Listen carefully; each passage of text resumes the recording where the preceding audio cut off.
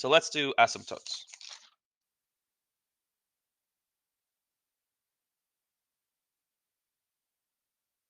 Okay, so for each function, find all vertical asymptotes and justify your answer.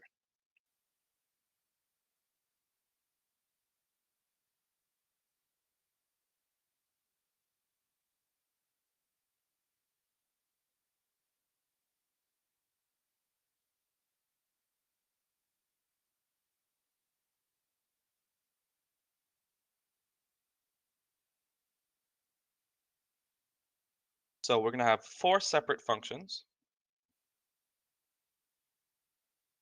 Some of them will be easy, some of them will be hard. They do build up in a very specific way.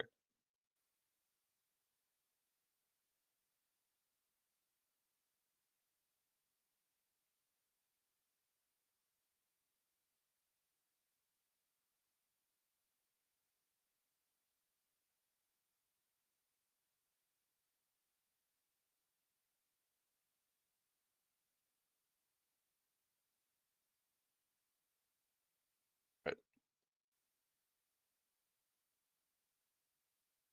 So we have 4 separate functions. We're going to look at just their vertical asymptotes. And we want to give some brief justification of why do we know that that is a vertical asymptote. So let's start off pretty easy and straightforward. Part A. So I have this rational function x squared plus 3x plus 2 all over x squared minus 25. How do I find the vertical asymptote? So who wants to say? In general, how would I find the vertical asymptotes?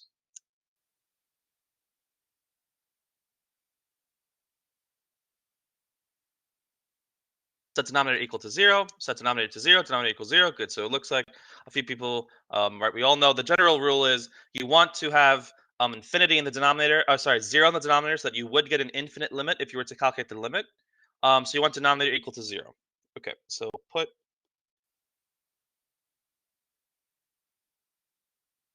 denominator equal to 0.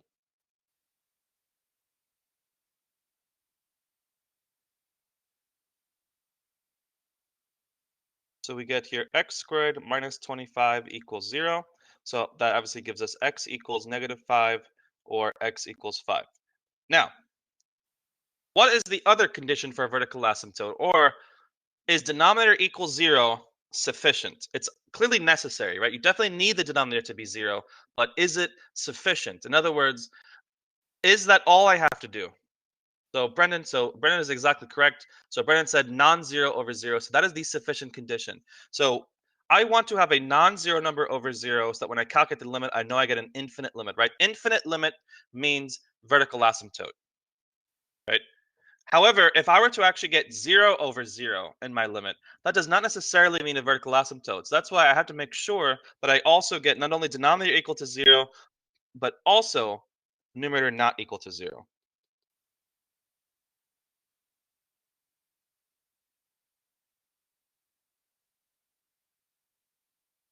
But we could actually check in this case, the numerator in this case, x squared plus 3x plus 2, is not 0 at either -5 or 5.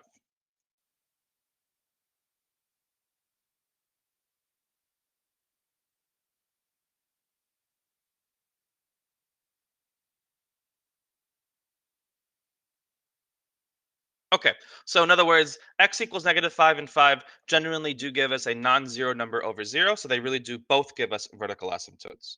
So x equals -5 and x equals 5 are both vertical asymptotes for f of x. And that's it. Those are the only two vertical asymptotes, right? Because those are the only two x values for which the denominator is 0. So those are the only two possible vertical asymptotes. And then we verified the numerator is not 0. So those really are both vertical asymptotes. All right. Now let's look at part B. So now that we actually kind of understand a bit better about what a vertical asymptote is, part B shouldn't be as difficult because remember there are two conditions: denominator equals 0 and numerator not 0. So let's look at this.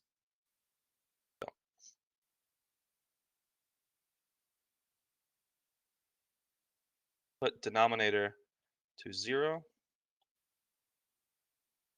So the denominator in part B is x squared minus 4. Setting that equal to 0 gives me -2 or +2. And now we check numerator. right? Check. Numerator is non-zero. So the numerator in this case is x squared plus 7x, sorry, x squared plus 7x plus 10. So for x equals -2, let's see, we actually do get 0. Right, we get 4 minus 14 plus 10, which actually does equal 0. For x equals 2, we get what? 4 plus 14 plus 10, so we get 18 plus 10, so we get 28, so obviously not 0. Okay, so what does this actually mean? So for x equals 2, I get a non-zero number over 0, right? 28 over 0. So that means x equals 2 is a vertical asymptote. Yeah, that's definitely true. Non-zero over 0 always gives you vertical asymptote. What about this? What about x equals -2? Can we conclude that x equals -2 is a vertical asymptote? Can we conclude that x equals -2 is definitely not a vertical asymptote? Do we not know the answer yet? No, we need to do a sign test. See what else the other people chatting. So Marvin says, could you use L'Hopital's rule? Rohit's also typing something. Let's just gonna wait for him to say something. He wants to rescind his typing.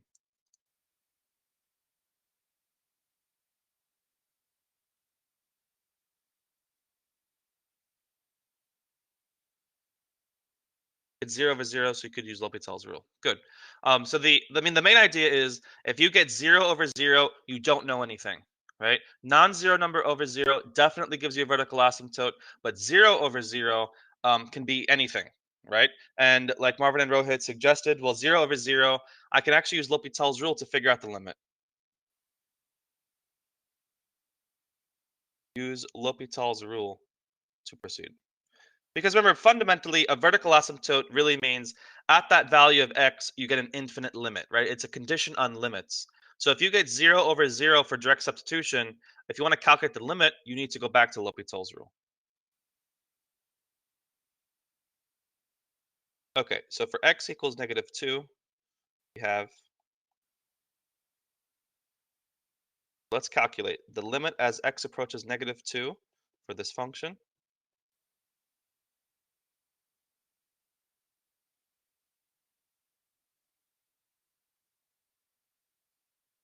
As we've already said, we get 0 over 0 with direct substitution. Let's calculate that limit.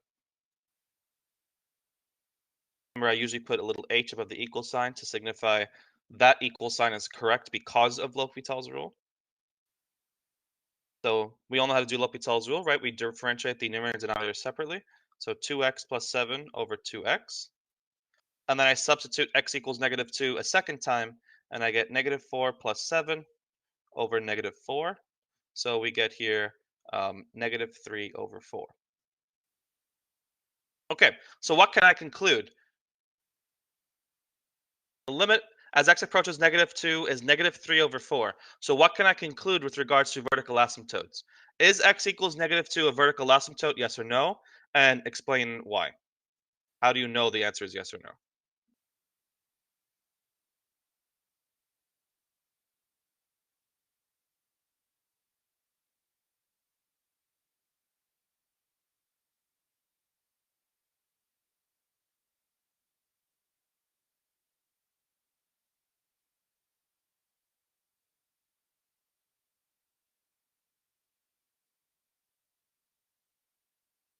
Rohit said no, because the limit is not some number over 0. No, because the limit is -3 over 4.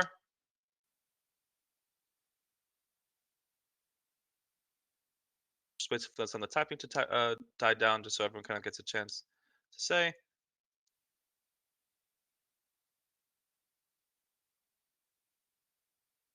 It looks like the typing has sort of died down.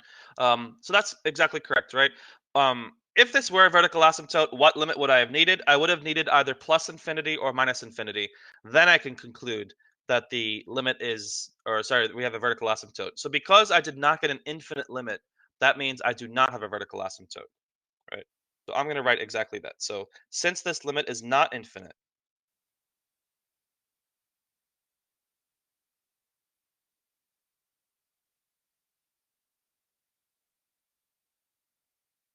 x equals -2 is not a vertical asymptote. So even though x equals -2 does make the denominator 0, it's not a vertical asymptote because when you actually do calculate the limit, you don't get infinity. When do you have to evaluate one-sided limits? So if the question said, okay, now that I know that x equals 2 was a vertical asymptote, so going back to that, I could have asked, at x equals 2, what are the one-sided limits on either side of 2, right? What is x approaches 2 from the left? What is x approaches 2 from the right?